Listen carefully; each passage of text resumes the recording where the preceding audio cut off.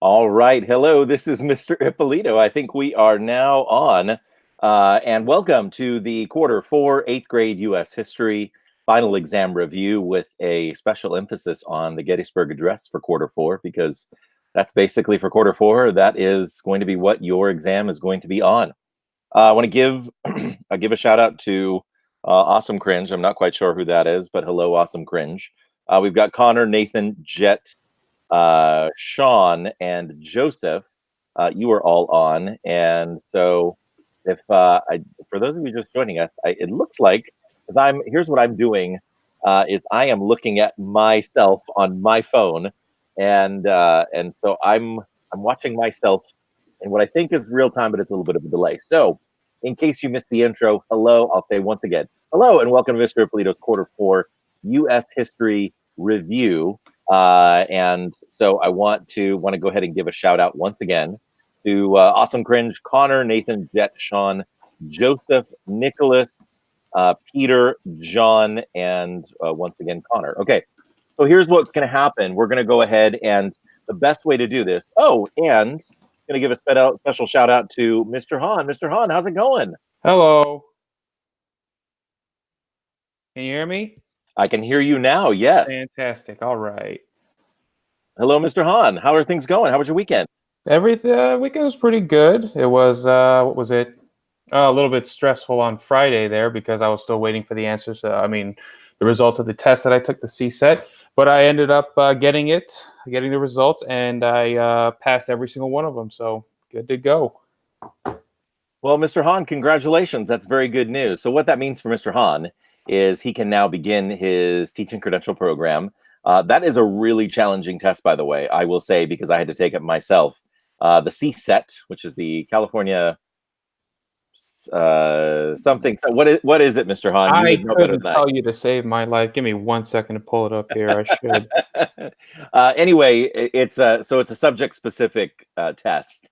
And if you're going to teach for the last 15 years now, if you want to teach in the state of California, you have to not only take those courses in college, but you also need to then pass an exam to show that you are subject matter competent. And social studies one is extremely difficult because you need to demonstrate your competency in history from 6th grade all the way up through 12th grade, including California history as well. Now, in middle school and high school, no one's really ever teaching California history. You learn that in 4th grade, but just because of the nature of the state of California and the rules that they have for teachers, you have to know that as well. So, Mr. Hahn, did you get what CSET stands for? The California Subject Examinations for Teachers. Oh, see, I would have thought that T was for test. So I'm glad that's what I figured as well, but I guess not. Okay, so I see a lot of. First of all, I see that it looks like Abby has joined us. So Abby, welcome. So here's the way we're going to do it. And I notice, thank you, by the way. I noticed that so many of you have already asked some really good questions. So Mr. Hahn and I are going to be looking through that list of questions, make sure that we are laser focused on those first. If we cover all the questions, then we'll just kind of start talking about the Gettysburg Address and what we think is important. And because I'm not even done writing that exam yet, I finished about half of it this morning, and I'll finish the rest of it this evening. At any rate, so we're going to address your questions first, right? And then we'll kind of go from there. Here's what I will tell you. And if you go back to, really the best thing to do, if you want kind of a starting point to make sure that you know what to look for, is, so I'm scrolling back. I'm on MrIppolito.com, and I'm scrolling back to the May 30th agenda, which I believe was our Thursday agenda. And I'm taking a look at all of the things that are on the agenda here. So I'm taking a look at the essential question, big idea. So that should kind of guide your study, right? What is the message of the Gettysburg Address? What were the circumstances surrounding the address? What inspired the address? And why is it considered the greatest speech in American history? Those are the essential questions, the big ideas. Those should be guiding your study first and foremost. And then, what am I going to hold you accountable for? So I scroll down to the agenda. The story from Google Arts and Culture, you had a little bit of time to look at that in class. If you did not have an opportunity to look at that in class, then you will want to go ahead and take a look at that online. That is kind of the background story. We talked about it, but because there's no textbook anymore, the textbooks got returned. If you're looking for a place where like there's a written record of kind of the background story of the Gettysburg Address, that's a great place to look. The next thing I'm going to hold you accountable for is that handout, those questions that we did, right? So hopefully you'll already have the paper copy of the handout. But if you lost your paper copy, whatever reason you don't have it, it's also available online on MrIppolito.com. Finally, the soapstone, that knowledge that you got when we compared Lincoln's Gettysburg Address with Pericles' funeral oration. I'm going to hold you accountable for that knowledge as well. So now let's go ahead and let me kind of go through the questions here. And we'll start off, first of all, so John says, is the Gettysburg Address speech due tomorrow? If you would like full credit on the Gettysburg Address assignment, that homework assignment, which, by the way, I did over the weekend, I did put that in Google Classroom so that you can submit it now if you want to in Google Classroom. I am also going to give you a few minutes at the beginning of class to go ahead and submit that. Just grab a Chromebook and submit it if you did not submit it this weekend, because I know I just created the assignment. It was either yesterday or this morning. So you'll have some time to do that. If you want full credit on your Gettysburg Address, I think I called it Gettysburg Address, my Rio Norte address, or something like that. If you want full credit, it is due tomorrow, because the only way to be eligible for full credit is if you deliver it as a speech in front of the class. Now, if you want less, if you're willing to get less than full credit, you can deliver it as a speech to me. You find some time outside of class time, before school, brunch, lunch, after school. And then if you don't want to deliver it as a speech at all, the highest possible grade you could get would be an 80%, a B- on that assignment. So you make that choice. I'm going to make sure that we have time in class tomorrow for everyone who wants to deliver their personal Gettysburg Address. So if you want full credit for it, be ready to deliver it tomorrow. However, I understand, things being the way they are, and you always make choices about what to study, you may have another exam. I don't know if you have maybe math or science or English, something else going on this week, but I understand you make choices about how to use your time. So I will accept that up until, if you submit it by Thursday, I will accept it by Thursday, but you just need to come and see me in person to say, Mr. Ippolito, did you get it? Because a lot of times what will happen is students will turn stuff in electronically, especially when it's late, when it's after the deadline, right? Because tomorrow's the deadline. When they turn it in after the deadline, Mr. Ippolito, hey, can I turn this in? Or did you get it? And students just assume, he's gonna, I'm not always sitting in front of my computer waiting for students to turn in late work and then to put it in Infinite Campus as soon as it goes in, right? So if you want to make sure, because the final 4 days of school are now winding down, if you want to make sure you get credit for it and it gets in Infinite Campus, see me in person in my classroom. That will be, I will be accessible. Of course, I'm there all day tomorrow. On Tuesday, I have the Team Rubicon field trip, because that's the 7th grade team that I belong to. I'll be there in the morning. We're not leaving until, I believe we're not leaving until after brunch. So I'll be there in the morning and then during homeroom. So I'll be there Tuesday morning, and then we come back, and I'll be there Tuesday afternoon as well. Wednesday is your Magic Mountain trip. So I will be there the morning of the Magic Mountain trip. So you could come see me then. And then Thursday, I'm going to be there again as well. So, but it's your responsibility to come find me if you plan to turn it in late. If you turn it in on time by tomorrow, you're good. Okay. Connor says, do we have to memorize the Gettysburg Address or just know the meaning of some parts? So Connor, I noticed that Mr. Hahn immediately after responded to you kind of jokingly, saying you have to memorize it and recite it back. Some teachers in some classes in other parts of the country might make you, it's not uncommon to have students memorize the Gettysburg Address. Considering the short time that we have, even though it is a short address, I'm not going to require you to memorize the Gettysburg Address. I do expect that you understand its meaning, especially the meaning of the parts that we talked about, which was pretty much the whole thing. It's not a very long speech. So we talked about the whole thing. We talked about the meaning of the whole thing. And particularly, Connor, if you take a look at the handout and those focused questions, the Gettysburg Address handout, I think that handout is called Lincoln at Gettysburg, and then you also take a look at the Soapstone. What is the subject? What is the occasion? Who's the audience? What is the purpose? So you take a look at those. I'm going to ask you questions about those as well. So Connor, hopefully that helps you, and if not, you can just answer back in the comments. Joseph asks, did we need to have a picture for our address? Joseph, I did clarify that, and I'm sorry, there was a little bit of confusion. Originally, I did make it part of the assignment. I decided to go ahead and change that to make it optional. I didn't think it was fair to mark down points if you didn't take a picture of the campus. If you would like to, I would love to have that as your background. Like, I think it would be kind of a fun enhancement as you're delivering your address in person in front of the class, to kind of have a picture of where, a picture of the setting.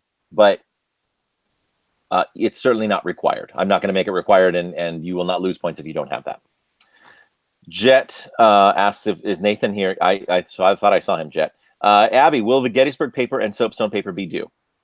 So Abby, and to everybody else, this is also another important point. I am not making either of those papers required for you to turn in. I am making that knowledge required for you to know, right? So Abby, I'm not going to collect those two items, but you should know all of the material from those two items, if that helps you, if that makes sense. Nicholas, do we need to know anything on Pericles' funeral oration? Yes, Nicholas, you should, particularly the comparison between the funeral oration and Lincoln's Gettysburg Address. I'm going to, just because I've been talking straight for like the last 10 minutes, I'm going to take a break in just a moment. I'm going to hand it over to Mr. Hahn. So Mr. Hahn, I'm giving you the heads up.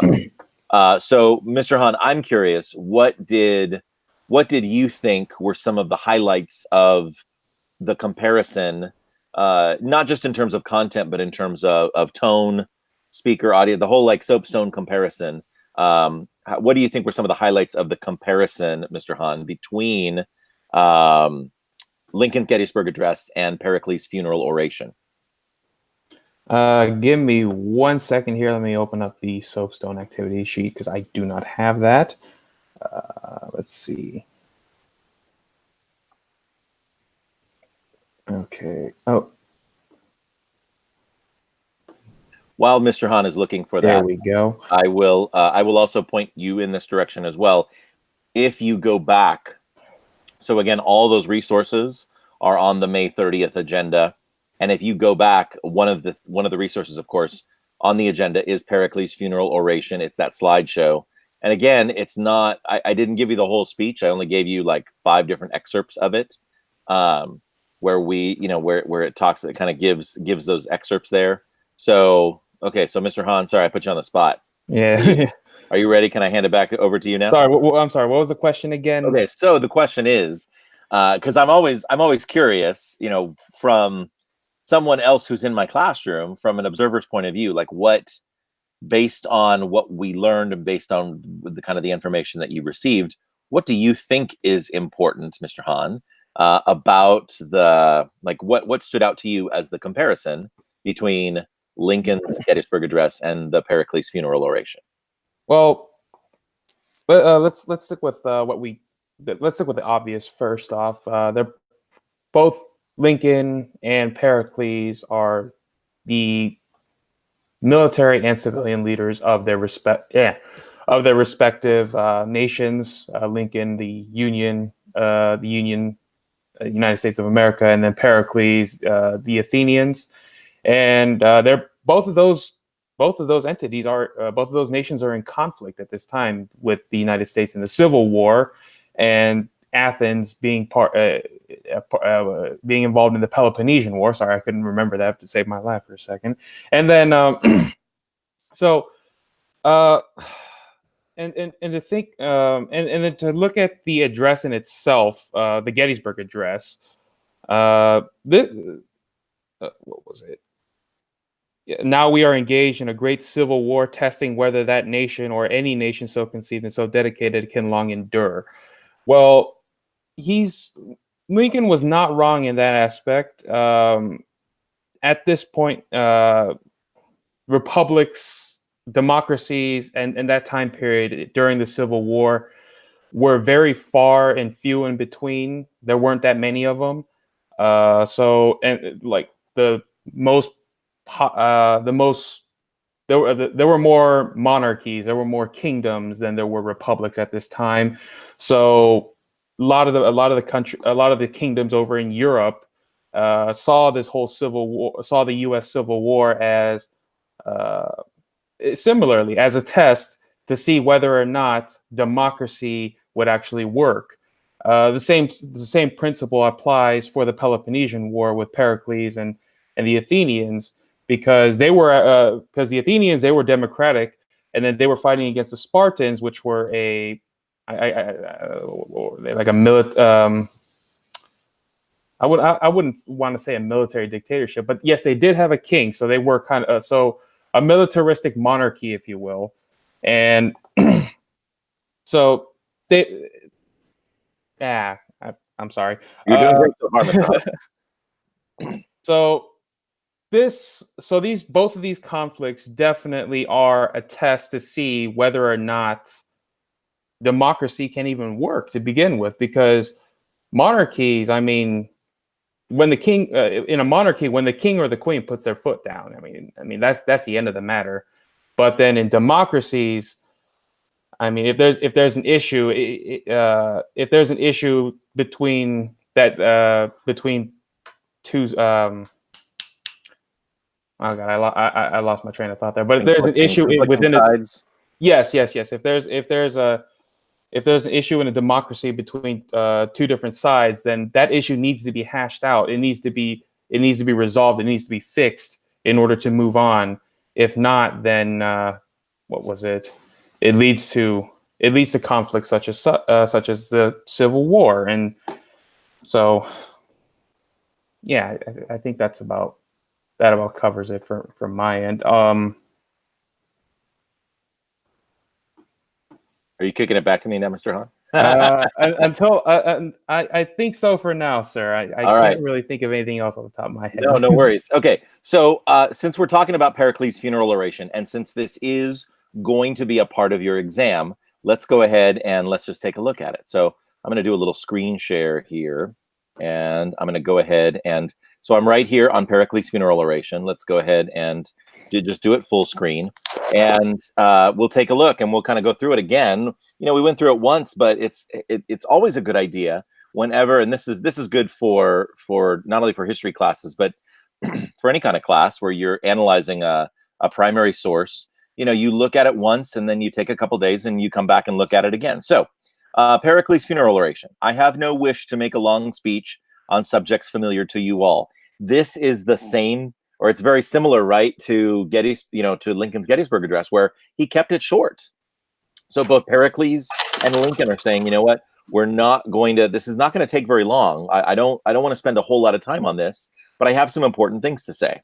What I want to do is, in the first place, to discuss the spirit in which we faced our trials, and also our Constitution and the way of life which has made us great. So again, Pericles, just like Lincoln, Pericles is saying, you know what, I'm not talking about me. This speech is not about me and how great I am and how wonderful I am. This is about the conflict that we're involved in, and also our Constitution, our way of life, our democracy, preserving that democracy. Moving on to the second part. Our Constitution is called a democracy because power is in the hands not of a minority, but of the whole people.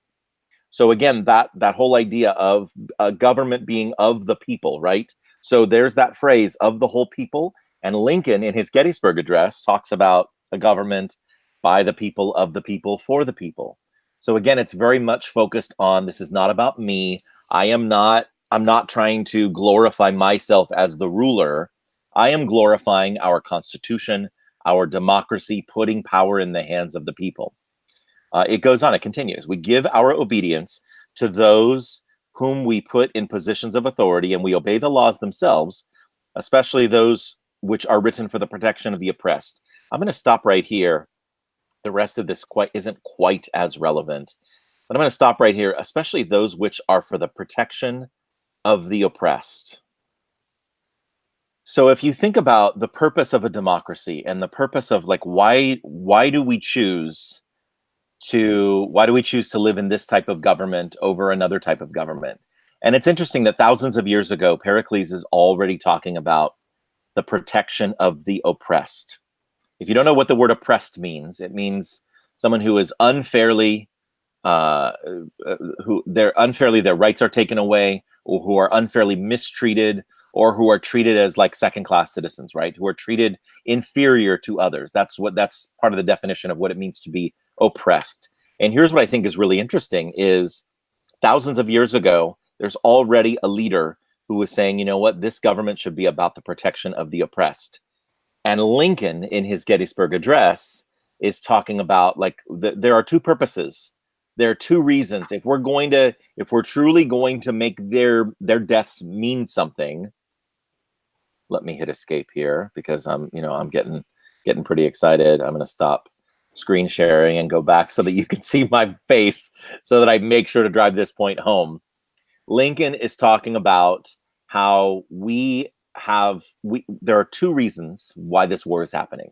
If we're going to give this war purpose, if we're going to give their deaths meaning, that these dead shall not have died in vain, then there are two reasons why we're going to carry on the work that they thus far have so nobly advanced. Number one, to create a new birth of freedom. So new birth of freedom, as you remember from our discussion, means we started with the Declaration of Independence, which we set our goal up here. But in reality, when our country first started, we were, in terms of rights and equality, remember that discussion we had on equality? We're down here, right? We want to get up to here. This is where the Declaration is. We hold these truths to be self-evident, that all men are created equal. 77 years ago, our fathers brought forth upon this continent a new nation, conceived in liberty and dedicated to the proposition that all men are created equal. We set a goal for ourselves. We set this high mark up here. Are we there now?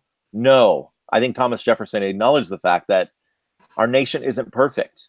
He wanted to get rid of slavery. If you recall, in our discussion of the Declaration of Independence, that was one of the sections that was taken out of the Declaration. But originally, his idea was, if we're really going to be a free country, then we need to treat everybody, we need to give everybody freedom. But that got taken out, and that wasn't part of our country. And so slavery continued to be an institution where, let's go back to Pericles' funeral oration. Let's go back to the screen share here. So we continued after the Declaration of Independence and after we got our independence from Great Britain, we continued to be a country where we oppressed others, right? So we were not fully living up to the ideals of the Declaration. So Pericles, thousands of years ago, is saying a democracy really should be for the protection of the oppressed. Lincoln, only in his lifetime, he only probably went to about a year's worth of school. If you count up all the time that he was actually formally like in a classroom, he was maybe in a classroom for over a year. So how does he end up, even if he wasn't in a classroom, how did he end up being one of the most educated, one of the most intelligent presidents that we have? It's because he read. He read and he read and he read. He read a ton. So we're almost positive. Historians are fairly certain. There's no evidence. Lincoln never came right out and said, "Oh yeah, I read Pericles' funeral oration." But if you read his Gettysburg Address and you see all of these elements, it's really pretty obvious that he studied Pericles and that he modeled his Gettysburg Address after Pericles' funeral oration. Okay, let's keep moving. Then there is a great difference between us and our opponents and our attitude toward military security. So we talked about this in class. He's comparing Athens to Sparta. And Athens, our city, is open to the world, and we have no periodic deportations in order to prevent people observing or finding out secrets, which might be a military advantage. So he's basically saying, we're open. Sparta they're closed off. We rely not on secret weapons, but on our own courage and loyalty. Whereas Sparta, they're stealing their children, the boys, young boys, I think as early as 8 years old. They are taken away from their families and submitted to the most laborious training and courage.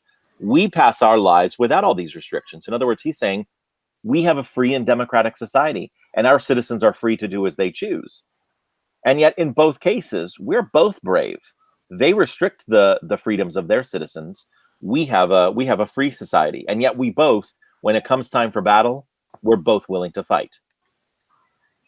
This then is the kind of city for which these men who could not bear the thought of losing her nobly fought and nobly died. Again, that you've got that word nobly, right? It's talking about the in the Gettysburg Address. Lincoln says the cause for which they thus far have the cause that they have thus far so nobly advanced. He's talking about the soldiers, just like Pericles is talking about the soldiers, and trying to give meaning, trying to give purpose for their deaths. To me, it seems that the consummation which has overtaken these men shows us the meaning of what it is to be a man. Here's what it is to be a man. This is what courage means. This is what bravery means. Blah, blah, blah, blah, blah. They have blotted out. So he's kind of talking about how, like, even though these guys, they may have not been perfect people, their service to their country, overshadows that. In the fighting, they thought it more honorable to stand their ground and suffer death than to give in and save their lives. So again, they're talking about their courage and their bravery. And then he wraps it up. I could tell you a long story about what it is to be gained by being, but what I prefer is that you should fix your eyes every day on the greatness of Athens as she really is. In other words, just like, well, let me finish this. And should fall in love with her when you realize her greatness, then reflect on what makes it great. They won, the people who fell, the people who died here, they won the most splendid of sepulchers, right? A sepulcher, like we talked about before, a sepulcher is a grave. It's like a stone coffin is the best way to describe a sepulcher. Not the sepulcher in which their bodies are laid. He's talking about this is a metaphor, but where their glory remains eternal in men's minds. For famous men, and I think famous, he's saying not in terms of like celebrity famous, but in terms of like being known for something good, being known for something courageous, something heroic, have their whole earth as their memorial. So just like Pericles' funeral oration, and now we're going to go back and stop sharing, and we'll refocus. And here we go. Hello. Just like Pericles' funeral oration, Abraham Lincoln says, we need to give these men's death purpose. These soldiers fought. So what did they fight for? Were they fighting just to kill the enemy? Were they fighting for land or territory? A lot of times, wars that are fought throughout human history, they're fought over land. They're fought over, who's going to be in control of this particular strip of land, this territory that we think that it is ours and you think is yours, and we're going to fight over it. This war is about something different. This war is about something bigger. It's about something greater than ourselves. It's fighting for democracy. It's fighting for an ideal. It's fighting to live in a society where everyone can be treated equally, and so I think that's the comparison. All right, talked a lot about Pericles' funeral oration, but again, it's important. So I'm going to go back now and look through these questions. Nicholas, you asked, do we need to know anything about Pericles' funeral oration? I think between Mr. Hahn and I think we kind of covered it. Sasha says, can we go over the Soapstone Worksheet? Yes, Sasha, we can go over the Soapstone Worksheet. That sounds good.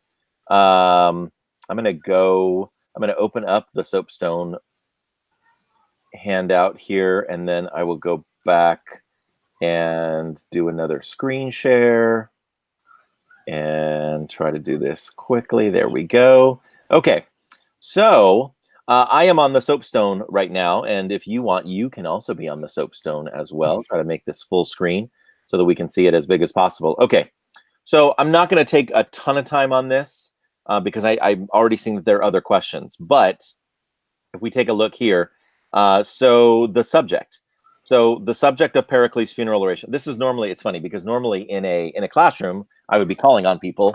Mr. Hahn, if you're still around, Mr. Hahn, I've been talking for a while. Okay, cool. So, Mr. Hahn, what would you say would be the subject of Pericles' funeral oration? Let's see. I would say the subject of the Pericles' funeral oration would be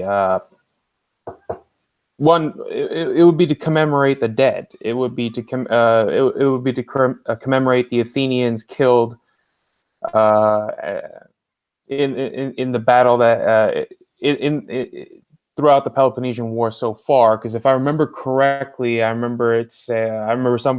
think I recall you saying something along the lines of Pericles' funeral oration was, I believe it was a year. It was the 1 year anniversary of the start of the Peloponnesian War. Yeah, it's funny because I didn't even look. Somebody else looked that up. I have not confirmed that, but it sounds reasonable that it would be on the anniversary. I think I ended up repeating it. It's the anniversary of a particular battle during the Peloponnesian War. Right. And so, so to my students, don't feel like you need to overanalyze this part. For both of them, they're both talking about dead people in a war. Mm-hmm. Like we don't need to. That's what it is. They are giving a few appropriate remarks to commemorate war dead. That's really the subject. The occasion, in Pericles' case, it is the Peloponnesian War, and there was a great battle where many lives were lost. In Lincoln's case, the occasion was there was the Battle of Gettysburg, where I think we said something like 23,000 Union lives were lost. That's not even counting the 28,000 Confederate lives were lost. But those Confederates are still Americans. So in total, over 50,000 Americans died in this one battle. We said over 16,000 Americans dying a day. And for what? We're trying to give this purpose. We're trying to put some sort of, like, this is what Lincoln's trying to do. He's trying to give their deaths some meaning, more than just let's fight over land. We'll fight to, for the Union to win, the Confederacy to kick out the Union invaders. It's got to be more than that. Their deaths have to be more than that. But anyway, okay, so just the occasion itself. Occasion is it's commemorating a big battle where a lot of soldiers lost their lives. In Pericles' case, the Peloponnesian War. In Lincoln's case, the Civil War.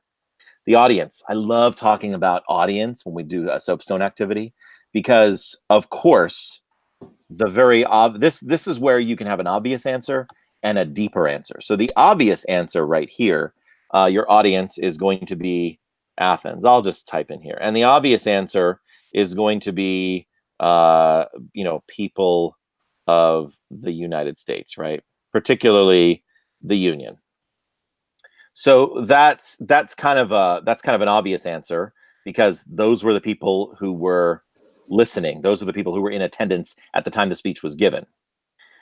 I want to delve a little bit deeper though into Lincoln's here because I think his audience was not just like, it's not that easy back in 1863. It's not that easy to just get on a train and go to Gettysburg, Pennsylvania and listen to the speech.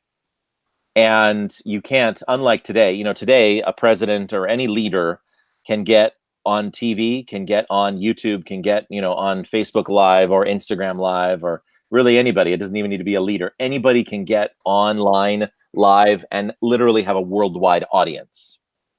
Back then, your audience, there's a much slower ripple. You give a speech, and then the people who are there listen to the speech. And then reporters are there, newspaper reporters are there, and they do their best to try to get the content of the speech. They will ask a president's advisor, somebody working with the president, do you have a copy? If you read, you should have read the Google Arts and Culture article on the Gettysburg Address, and they talk about how there were 5 different versions that were written down. So which was the actual version that was spoken? There was no recording technology back then. So there was no one audio recording the phonograph, right? The record player, the phonograph, that technology is not going to be around for another 25 years or so when Alexander Graham Bell invents that. So you can't even have anyone audio record, much less any kind of movie, film, video. There's nothing like that. So we don't actually know the precise words that Lincoln said. We do have these 5 different copies of the speech that were kind of floating around and that were eventually given to newspapers. And some, the New York Times would publish one one version, and the Chicago Tribune would publish a slightly different version because people weren't exactly sure what the version was that was actually spoken.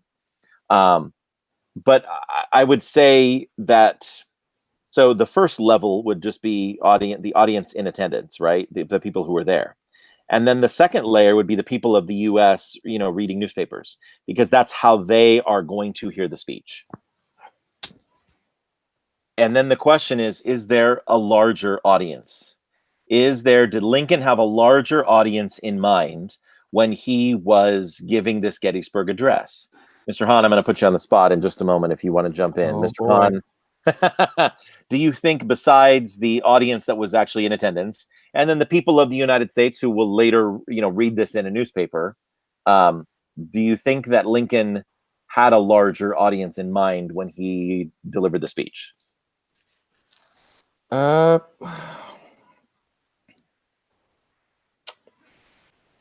thinking that he did have it wasn't just the people of the Union that were the target of the speech, but also all Americans. So even those of the South that were considered to be traitors, because even though they were traitors, they were still Americans. They still did call themselves the Confederate States of America. They still had the American, what was it? They still had the same origin as those in the Union. They were. I forget.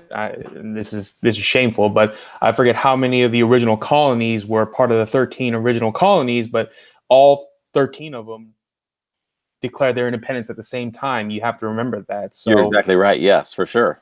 Mm-hmm. And so go ahead. No, go ahead. I'm sorry, Mr. Hahn, finish. I was just about to say yeah, that's about it. So going off of what Mr. Hahn was talking about, Lincoln has to have in his mind an end game.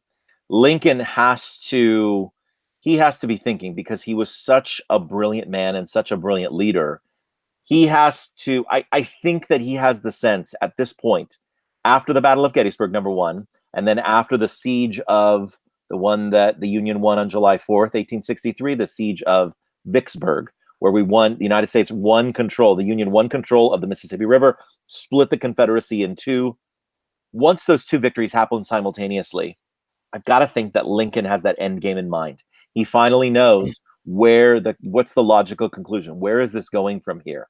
And I think that he knows, I think that he realizes that, as Mr. Hahn was alluding to, first of all, this is a country where we started out all together, and we can count. So the colonies that became the United States, the original 13 that were from the South, that were slave owners, Georgia, I'm just going from south to north, Georgia, South Carolina, North Carolina, Virginia, Maryland, Delaware.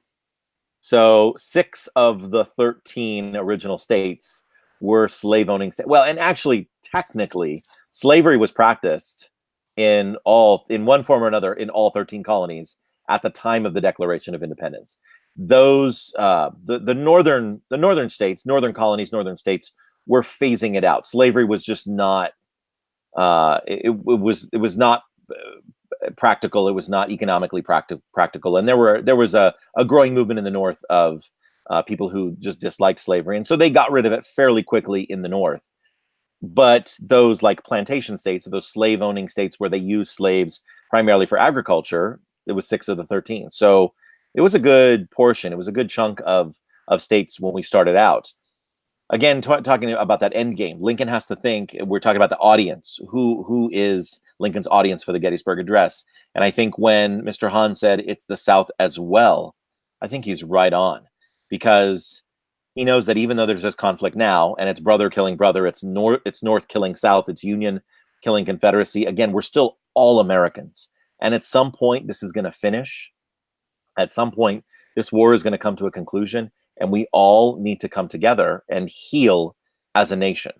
So if we're saying that this address is being given to everyone, then I think that is most definitely true.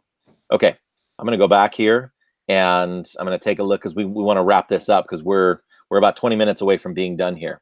So the purpose, we've really talked a lot about purpose, I think, already. The purpose of Pericles' funeral oration is number one, I think the purpose is to give purpose to their deaths, to give purpose to the people who died. And because Pericles is talking, giving, I'm just going to type this in, giving purpose to the war deaths, right? It's got to be about more than just land. It has to be more than just a dispute over territory. And I think this is going to be the same in the case of Abraham Lincoln, giving purpose to those war deaths. And purpose number one is that new birth of freedom, right? It's this idea that we're going to create a more perfect union. We are going to create a better country that more closely lives up to the ideals of the Declaration of Independence. That's goal number one. And then purpose number two is he wants to, if you remember, because we had this whole discussion in both of my classes, the second purpose is to preserve the Union, but not only preserve the Union, but to preserve our form of democracy. Which again, as Mr. Hahn alluded to, that's rare. That is rare. In 1863, I haven't done a research on this, but Mr. Hahn, can you think of any democracies that existed in 1863? You were preparing for the CSET, so you were studying world history more recently than I was. Any ones that you can think of? Not off the top of my head. I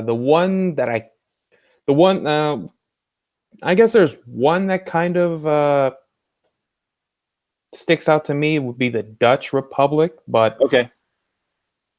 But then the whole Dutch Republic kind of went back and forth during the whole Napoleonic Wars. So okay, but then that time, yeah. So really, it's the same thing. In 1776, when our country is formed, there are no other democracies on Earth. In 1863, there really still are no democracies on Earth. So, like Mr. Hahn was saying earlier, the world is watching. The world is trying to figure out, hey, is this audience? I'll add the world. The world really is watching to see, is this great experiment in democracy, are we going to succeed? Is this going to work? Or are we going to fail spectacularly? And I'm sure that there had to have been some monarch somewhere around the world, thinking to themselves, gosh, I hope that the United States just crumbles. I hope that because it validates them. If you're a king, if you're a queen, if you're a monarch, a despot, a tyrant, then the fact that a democracy is totally imploding on itself, is totally destroying itself, you might feel kind of good about that. Like, hey, I'm glad. Yeah, really, monarchy really is the way to go, because look at their stupid democracy. They're failing. So I think there you go. There's your purpose right there. Speaker, we don't need to overthink this. Pericles, who is both a military and civilian leader. Lincoln, both a military and civilian leader. I say Lincoln is a civilian leader because he was elected as the rightful constitutional leader of our country. Military because, according to the Constitution, the President of the United States is also the Commander-in-Chief of the Armed Forces. This doesn't happen in every country, but in our country, you have the person who is in charge of the military is someone that we elect. And then finally, we'll get to tone. So what is the tone of Pericles' funeral oration, and what's the tone of Lincoln's Gettysburg Address? And I'm going to say that I'm going to use probably just some common words here.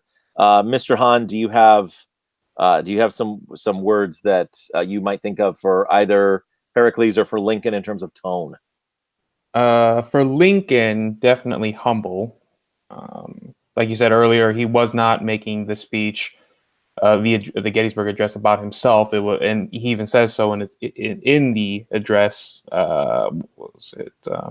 We cannot dedicate, we cannot consecrate, we cannot hallow this ground. The brave men living and dead who struggled here have consecrated it far above poor power to add or detract. So it's like he said, it's not about him. So completely humble about that.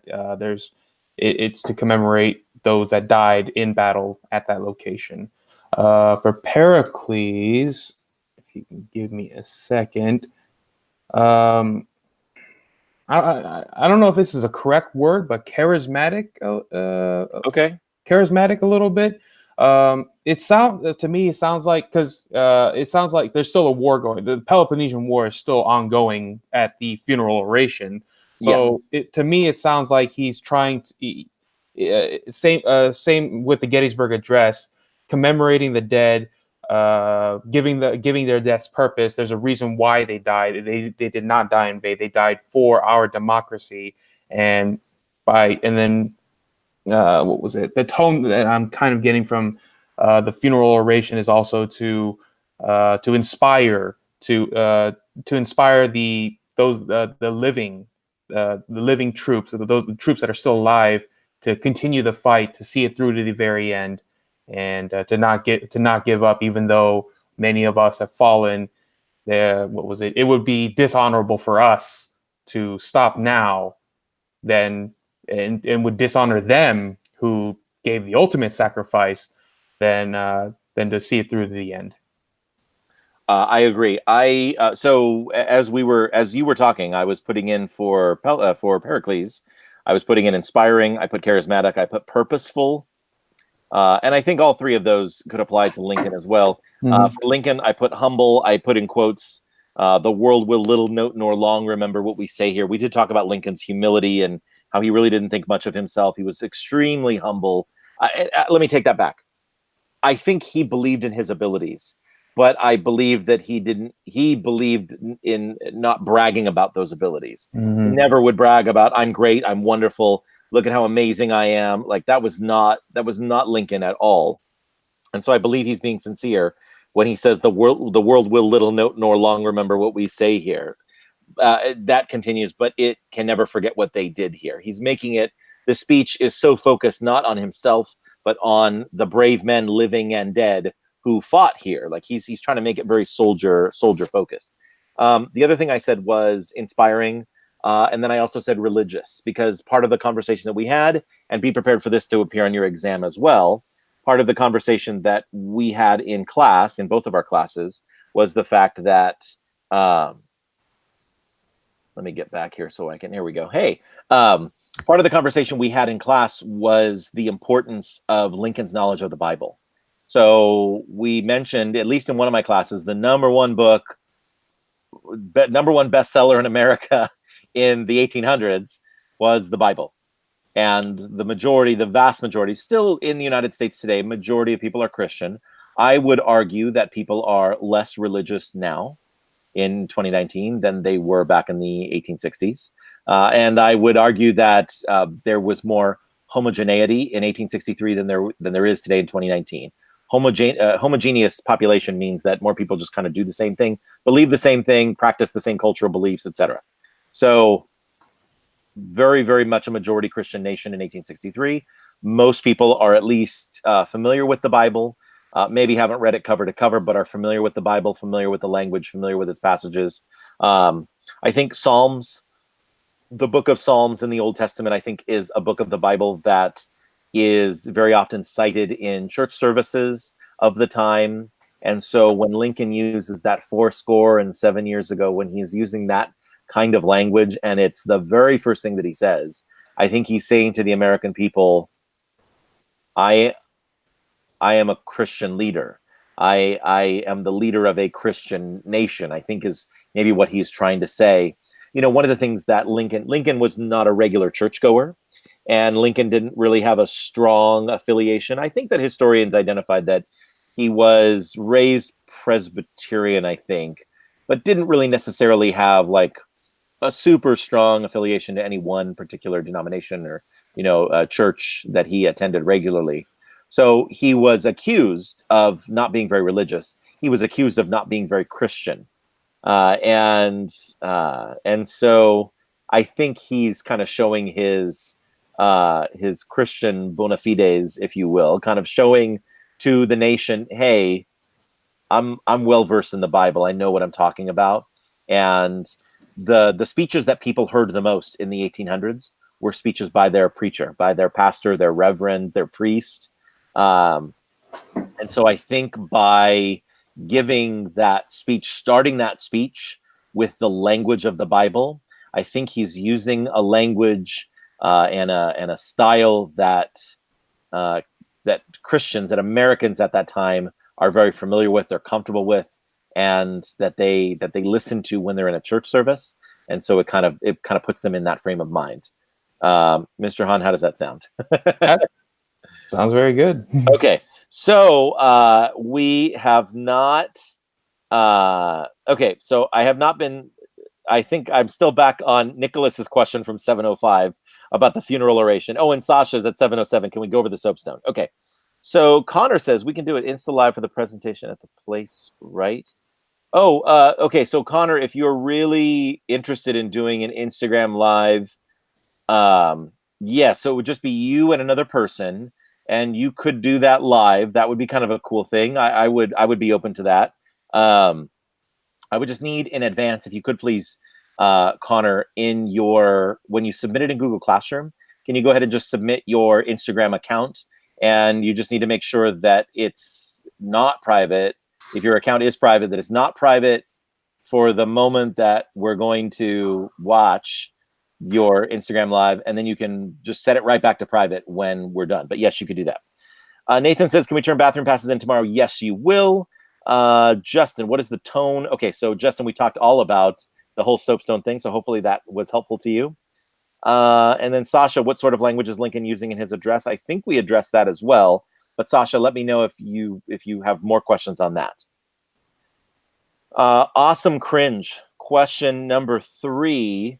I'm going to go back to the questions now. So I'm assuming awesome cringe. I'm not sure who you are, but I'm assuming you're talking about question number 3 on Lincoln at Gettysburg. What sort of language is this, and why might Lincoln have used it? Oh, so that's what we were just talking about. We're talking about that religious language, right? And I just spent like several minutes on it. So I think I answered that question for you. Awesome cringe. Jahoon says, are we allowed to use notes? Jahoon, I mentioned on Thursday to people who asked that I was considering it, that I was open to it. And Jahoon, I think what I've decided on is no. And the reason why I won't allow notes is because it's so focused, because it's so specific, that I really feel like if you've been studying this, if you've been answering all the questions and going over the soapstone, and gosh, especially if you participated, you listened to this whole hour-long discussion of the Gettysburg Address, you should know it. So I am not going to make this. This is going to be a closed note exam. It's just going to be you and your brain and what you know about the Gettysburg Address. Okay.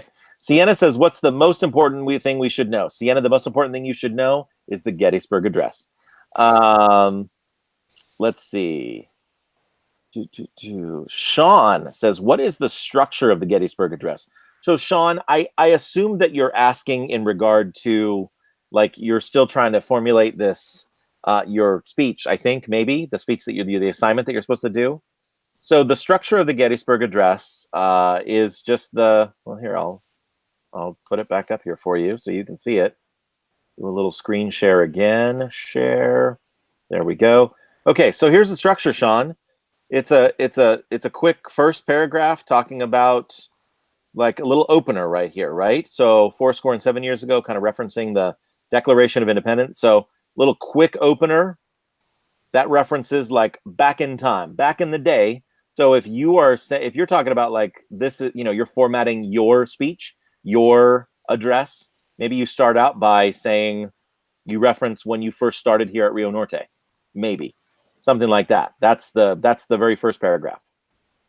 Second paragraph, kind of talking about now we are engaged in a great civil war, kind of talking about where we are now. What situation do we find ourselves in now? We find ourselves 3 days before the end of the school year, 3 days before the end of our time here at Rio Norte is over, and we're about to be transformed into high school students. That would be assuming, Sean, that you're talking about how to translate this into something for yourself. And then this last paragraph here is really like the purpose of, like, what has been, Sean, what has been your purpose during your time here? Like, what has it all been for? What has it all been? What has your time here in junior high all been about for you, your friends, for your class? I don't want to I don't want to create too specific of a structure for you because I really want you to be creative. But I think that's Sean. Let me know if that doesn't answer your question. Let me know. But that's kind of what I was going for with the structure of the Gettysburg Address. Okay, and I see a lot of I'm studying for math. Okay, bye. Also, can we go over the review, please? Sasha, you're asking, can we go over the review, please? So Sasha, I just need to hear from you specifically like a question, because there's no way we're going to go over all those questions with 5 minutes left. Sean Thomas asks, is there a written portion on the test? And Sean, I see, thanks, Mr. Ippolito, so I'm assuming I answered your question there. I have not decided, Sean, if there's going to be a written portion on the test. If there is, it would be no more than 1 or 2 questions. So that is a possibility. I'm not ruling out that possibility. Okay. Nathan says, what is the difference between of the people and by the people? You know, Nathan, that's a good question. I'm glad you asked that. Yeah. So, Mr. Hahn, do you have any thoughts? I have some brief thoughts, but do you have some thoughts on the difference? I could not. That actually took me by surprise. I'm actually, Nathan, you actually stumped me. Okay. If I'm gonna try to get into Lincoln's head, because there's of the people, by the people, for the people. For the people part, I think is easy because it is a government that exists for the benefit of people, right? For the benefit of all people, for the benefit of all Americans. Of the people, by the people. I think maybe it means of is like an origin, like when we were creating this country. It started out as like the purpose of why we're creating this nation is because it is a nation of the people. It is not of a king. It is not of divine right. It is not of placing a crown on some leader's head. It is of the people. That is how we created, like we came together and overthrew a king and created a democracy or a democratic republic, right? So of is maybe like the origin story. By the people is the practice. We continue to be successful. We continue to survive as a nation because the people do the work to breathe life into the Constitution. We are, well, there's a phrase, and I forget who said it originally, but the phrase goes, "We are not a nation of men, we are a nation of laws." And we are a nation of men or people who believe in those laws. We believe in the Constitution. And so every day when we, when the government continues to exist, when we pass laws, when we go to the Supreme Court to try to interpret those laws, when we participate in government, when we vote for our members of Congress, we vote for people to represent us in our state government. And we have like all of the different things, the functions of government. And we try to hopefully make it that government serves it is for the people. But in order for a government to be for the people, it needs to continue to be by the people. Excuse me. So in other words, we need to continue to do that work. So for me, maybe by the people is the people continue to put in the work day by day, month by month, year by year, in order that government should survive. So of the people is the origin, by the people is the day-to-day, like we continue the grind, the difficult work of maintaining a democracy, and then for the people is the purpose. The reason why we do it is to protect everyone. As Pericles would say, even and especially to protect the oppressed, the people who maybe can't speak up for themselves. So Nathan, hopefully that's a satisfactory answer for you. And okay, Delia asks, can we handwrite the address?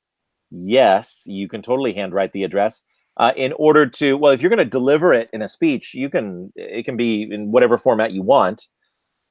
And I don't even need to see a printed copy of it. If you don't want to necessarily turn that in, you can. I would love for you to, but you don't have to if you're going to deliver the speech. But if you're going to, Delia, if you're going to handwrite the speech, but then not deliver it and take the lower grade for it, then you would need to like take a picture of it or scan it and submit it through Google Classroom. Hopefully that makes sense. If you have any more questions, talk to me in person. Jahoon asks, is it an A1 day tomorrow? I think if you would look in your binder reminder, you will see that tomorrow is an A1 day. Yes, Jahoon. And okay, well, 7:59 p.m. And Mr. Han, I feel like I'm looking through all the questions here, Mr. Han, and I don't do. Are there any others that we missed that we didn't talk about? I think we covered them. I think we covered all of them, all the questions that were asked. Unless anybody has any more right now. I mean, okay. Nicholas says, if we deliver the speech just to you, is it still 80%? Oh, Nicholas, yeah, in terms of the speech, if you just deliver it to me, yeah, I don't want to put myself into I want to paint myself into a corner right now. It would be a reduced grade, Nicholas. I will tell you that if you give the speech just to me, reduced. I don't know reduced by how much exactly, but yeah. So I'm not. I'm not going to fully answer that. But here's what I will say, Nicholas. Best is you deliver to the class, so the class gets to enjoy. Like, I'm hoping that every single one of you will deliver your speech to the class, because again, first of all, it's not a very long speech. Second of all, in life, you are probably going to have more opportunities, more need to speak in front of a group. This is not going to be the last time. 8th grade is not going to be the last time you're ever going to speak in front of an audience. And the only way you overcome your fear of public speaking is to practice speaking publicly. So this is a really low risk situation where you have people in this class who love you, who have known you for the last year or two. Like, if you're going to speak publicly to a group, this is a good audience to do it for. So I would strongly encourage everybody to deliver it to the class. Second best would be deliver it to me privately. And when I say privately, it's like whoever's in the room. I'm not going to clear my classroom, because kids are in my classroom all the time. I'm not going to clear my classroom just so you can deliver a speech to me. So whoever's in the classroom, that's who's going to hear it. And then, the least desirable, although I would rather you do that than nothing at all, would be to just submit it in writing. So I'm hoping that every single one of you is going to deliver your speech to the class, because I feel like this is not only an opportunity to connect what you've learned about the Gettysburg Address to your own personal experience, but just a really great way to kind of end your 8th grade year. I think it's kind of cool. I hope everyone will participate. Okay, Mr. Han, anything else you want to share before we sign off here at 8:02? Not that I can think of, no, sir. Alrighty, well, in that case, on behalf of Mr. Han and Mr. Ippolito, want to thank you for joining us here for the 8th grade U.S. History Quarter 4 final exam review. Your final exam is tomorrow during history class, A1 day, Jahoon. And so thank you so much for joining us. Hope this was a help to you. And good luck if you're still writing your personal address. Good luck finishing that. Good luck studying for the exam tomorrow. And I look forward to seeing you in my classroom tomorrow morning. Yes, Connor, our last one. And so last time together, last class, last exam. So thank you again so much. Thank you for participating. And I look forward to seeing you tomorrow. Mr. Han, thank you. You are most welcome. And yes. Oh, and Mr. Han gives a good point. Remember to get a good night's sleep and eat a good breakfast tomorrow. If you need to do any last minute finishing touches on anything, I will be in my classroom. I'm usually in there by about 7 a.m. So feel free to come in early if you need to. Thanks so much. Have a great day. Enjoy the rest of your weekend. I'll see you tomorrow. Take care. Bye-bye.